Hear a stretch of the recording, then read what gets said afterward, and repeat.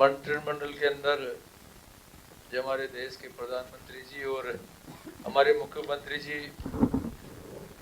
पर्यावरण को बचाने के लिए जो महत्वपूर्ण काम कर रहे हैं, राजस्थान सरकार ने पिछले बजट के अंदर ग्रीन बजट पेश किया था।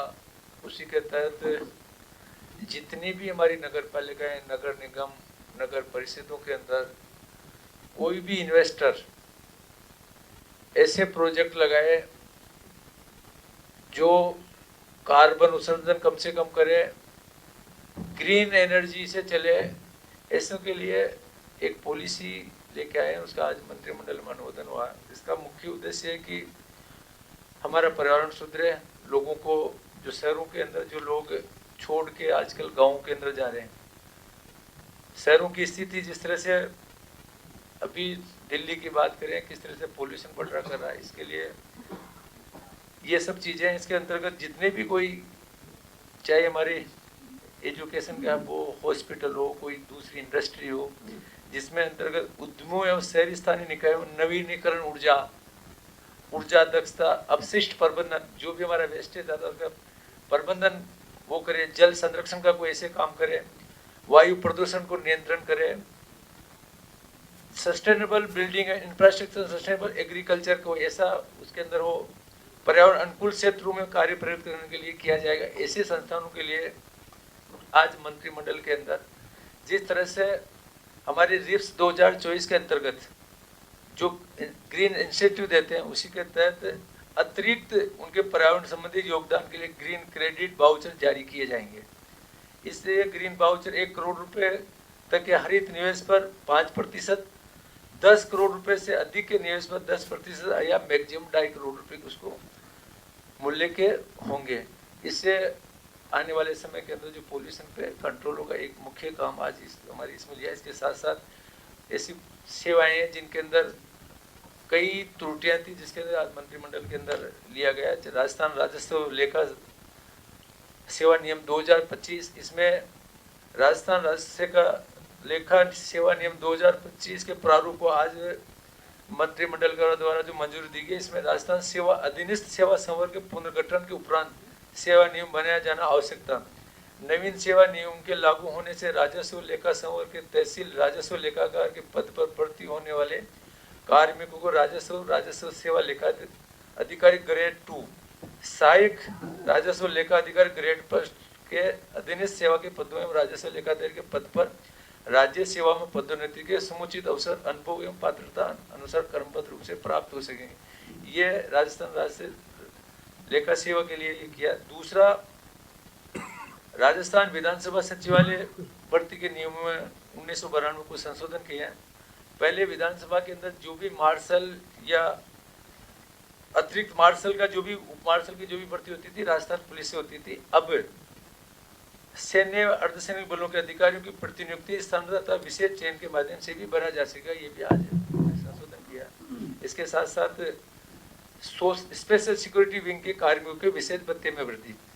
कोई भी इंटेलिजेंस के हो, एसओजी के हो, या जो भी अंडरग्राउंड कोई हमारी सुरक्षा के लिए जो वर्कर जो काम करते हैं, पुलिस के जो काम करते हैं, दूसरे राज्यों के अंदर उनको 25% एक्स्ट्रा मूल वेतन का पैसा दिया जाता था। यहाँ राजस्थान के अंदर 2012 के में नियम था 15% ही हम यहाँ देते थे। उसको संशोधन करते आज मंत्रिमंडल में उसका अनुमोदन किया गया कि आने वाले समय में उनको 25% दूसरे राज्यों की तरह दिया, जिससे उनका मनोबल बना रहे। ये आज महत्वपूर्ण 3-4 निर्णय किए।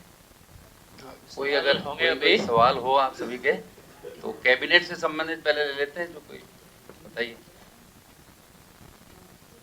एनवायरनमेंट की आप बात करें, the biggest issue is that in Aravalli illegal mining जो बिगेस्ट इशू है as far as mining is concerned. So is there any planning to do कार्रवाई करने के अगेंस्ट, आप कार्रवाई करना चाहते हैं कुछ ऐसा कुछ इलीगल माइनिंग? साथ ही 2 विषय है आपके प्रश्न के अरावली को लेकर के। पहला तो ये है कि मामला माननीय सर्वोच्च न्यायालय में सब जुडिस है।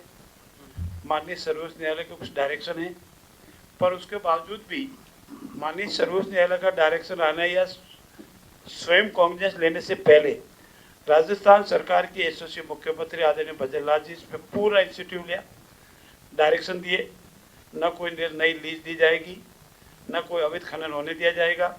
और इसके लिए आपने आपके समाचार प्रिंट मीडिया के मार्फत आपने पढ़ा भी होगा, इतनी सभी जिला जो इससे संबंधित है, जिला कलेक्टर को डायरेक्शन दिए गए, जो छोटे मोटी कोई अवैध गतिविधियां करती है कल उनको पकड़ा है।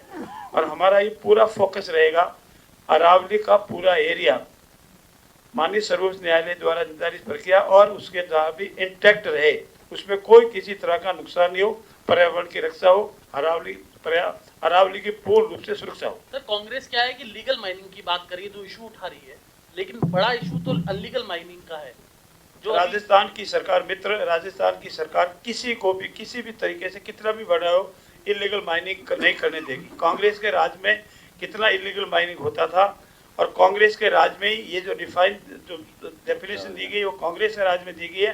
कांग्रेस के राज में सुप्रीम कोर्ट में एफिडेविट दिया, हम उस पर नहीं जाते। हम ये कहते हैं अरावली को हमको इंटैक्ट करना है, अरावली को सुरक्षित रखना है, पर्यावरण को सुरक्षित रखना है। तो और कोई ये पटेल साहब,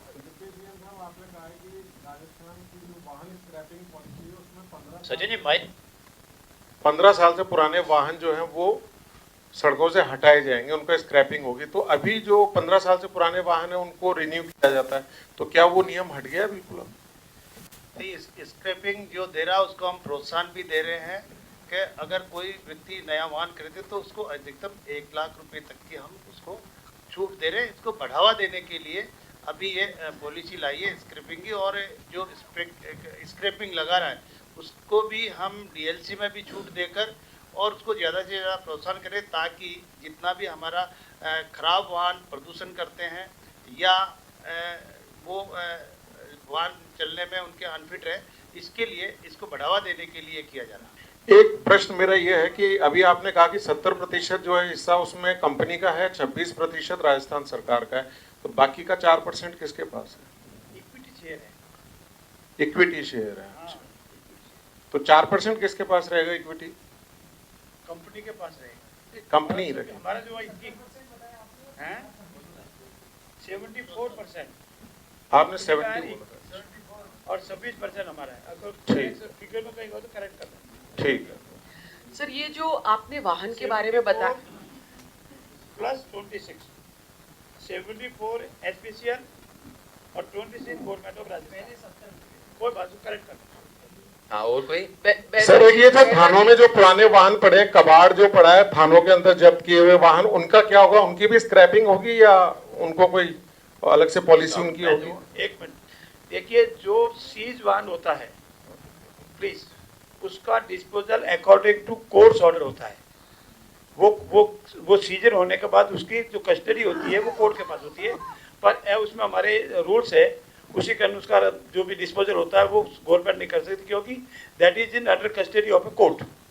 प्रेमचंद बैरवा जी आपने जो वाहन का स्क्रैपिंग के लिए जो 1 मिनट प्लीज, आप जो वाहन के लिए कह रहे हैं तो आप प्रोत्साहन दे रहे हैं कि जो ओल्ड व्हीकल्स है, जो पोल्यूटिंग व्हीकल्स है, उनको रोड से हटा दें। कुछ प्लान है कब तक ये होगा कि जो 15 साल के पुराने वाहन हैं वो किस फेज में हटाए जाएंगे? क्योंकि ये दिल्ली में लागू है लेकिन राजस्थान में नहीं था। Lot of people are buying second hand cars. नहीं, हमारे यहाँ पे भी हमने 2 स्क्रैपिंग सेंटर है हमारे, उनमें इस चीज़ को देखते हुए, क्योंकि उनको कुछ न कुछ उनमें ज़्यादा फायदा नहीं मिल रहा था, इसलिए उनकी अनुसार, उनके कहे अनुसार हमने उनको डीएलसी में और छूट देने का काम किया। और वाहनों को मैं बता रहा था अभी 1 लाख तक का हम छूट देने का काम कर रहे हैं। तो जैसे जैसे ये ज़्यादा आएंगे वाहन, हमारे उनकी भावना बढ़ेगी देने के लिए और नहीं लेने के लिए, तो निश्चित रूप से इसमें ये प्रोत्साहन के लिए हम कर रहे हैं। बैरवा जी आरटीओ के एक सेकंड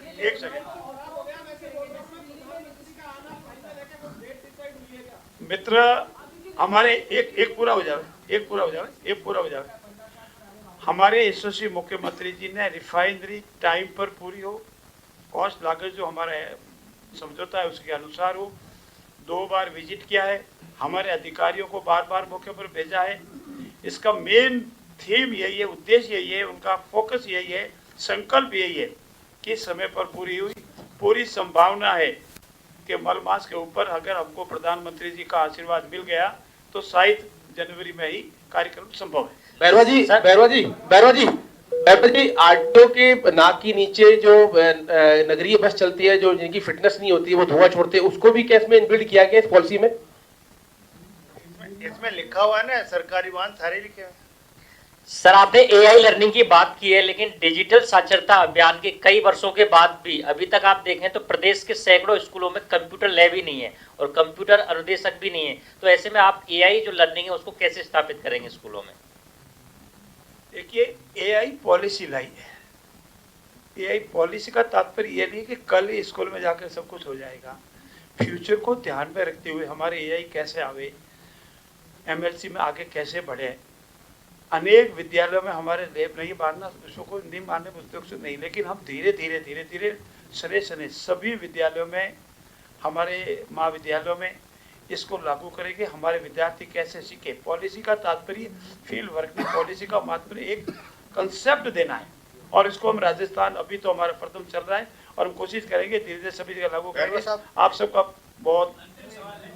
भैरव साहब, एक सवाल है, आप नियमों का पालन कराने के लिए सरकारी और निजी बसों से कैरियर हटा रहे हैं और एक तरफ वो हड़ताल पर आमादा है, तो क्या रास्ता बीच का निकालने के, क्या रास्ता निकालोगे आप?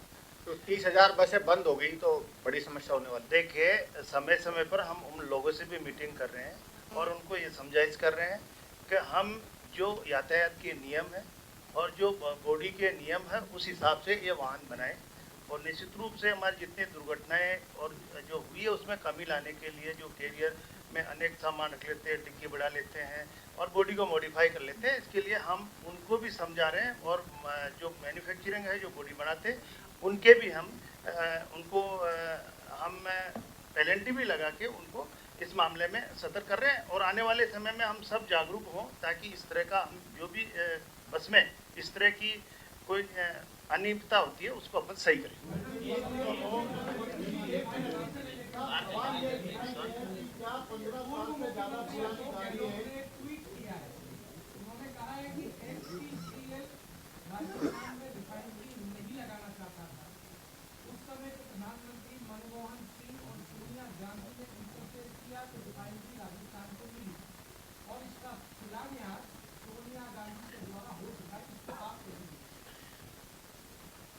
हमारे राजस्थान सरकार के पूर्व मुख्यमंत्री आदरणीय अशोक गहलोत जी सिर्फ सुर्खियों में रहना चाहते हैं और उनके समय में जो समझौता कंपनी के साथ हुआ, अगर वो अस्तित्व में रहता तो न रिफाइनरी बनती न राजस्थान का कहीं हित होता। जमीन हमारी थी, पानी हमारा था, तेल हमारा था और जिस टर्म में समझौता किया गया था उसको राजस्थान को कुछ भी नहीं मिलने वाला था। आज मैं धन्यवाद दूंगा राजस्थान की सरकार और पूर्व मुख्यमंत्री वसुंधरा राजे जी को, उन्होंने रिव्यू किया। मैं धन्यवाद दूंगा नरेंद्र मोदी जी को कि उस वक्त उन्होंने उसका समर्थन किया और ये नया एमयू हुआ 2017 में और राजस्थान का हित सुरक्षित हुआ।